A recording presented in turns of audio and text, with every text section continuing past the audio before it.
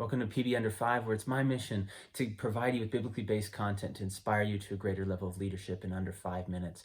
Today, we're starting a series of videos through the Gospel of John and viewing Jesus' leadership there. And so let's dive into John chapter 2, starting in verse 1, where it says, "On the third day, there was a wedding at Cana in Galilee, and the mother of Jesus was there. And Jesus was also invited to the wedding with his disciples. When the wine ran out, the mother of Jesus said to him, 'They have no wine.'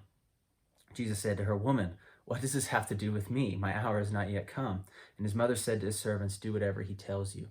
And so he complies with his mother's request, and actually, in an act of compassion, helps save this family from that was hosting the wedding from social embarrassment by turning water into wine. And the Gospel of John later goes on to say that this was the first sign that Jesus did to reveal his glory, or as we might say in leadership terms, this was the first time that Jesus revealed himself as the leader of humanity. And so I think what is interesting about this is that this was, his first act as a leader essentially was at in a social setting with his friends. And it wasn't like he wasn't in the synagogue. He wasn't trying to lay out his theological vision or anything. He just acted in compassion, caring for the people that he was with, and that was his first act as a leader.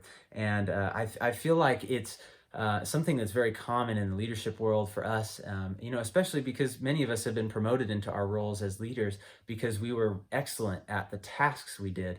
But the problem is that when we get into leadership, doing tasks isn't all that's required anymore. We have to invest in people and help them to grow. And so people aren't going to follow us if they feel like we're just trying to make them a cog in the wheel. And so we want to invest in them relationally first. And that's been something that's been a huge challenge to me as well. And so it was interesting recently, we had Samuel Duth, who was the author of Following Jesus, an amazing discipleship tool that we use for new believers here at Christian Faith Center.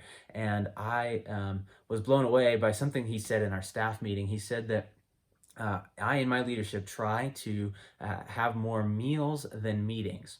And I thought about that, and I was like, wow, like I have such a tendency to want to get down into the accountability structures and the plan and the vision for what we're doing. But really, what he's saying is that we need to take a step back and care for the people that we lead for as people before we ever ask them to do anything as an action or as leadership.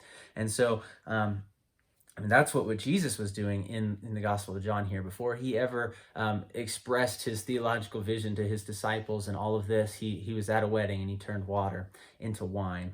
And so I encourage you as a leader to spend some time thinking about this week how you can build relational connections with your team, whether that's through providing them with thank you notes or taking them out to lunch, or even just saying that you appreciate them. Anything that you can do that's meaningful, that will help them to feel like that they're valued and not feel like they're just trying to just get something done, but that you actually care about them as people, is going to go long ways in your leadership. And so, of course, it has to be genuine. Don't do it if you don't feel that way. And if you don't feel that way, really take some time to really think about, I should be caring about these people, and maybe ask the Lord to help you to have a heart for the people that you lead.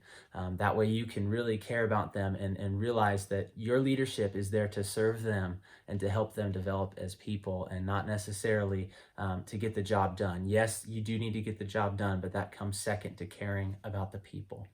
And so, again, I'm grateful that you joined me today. In under 5 minutes to talk about how we can grow in our leadership and go to greater levels in our leadership. It would mean a lot to me if you would subscribe to this video, and to catch each video as it comes out as we're going through the Gospel of John together. And I will see you next week for our next video.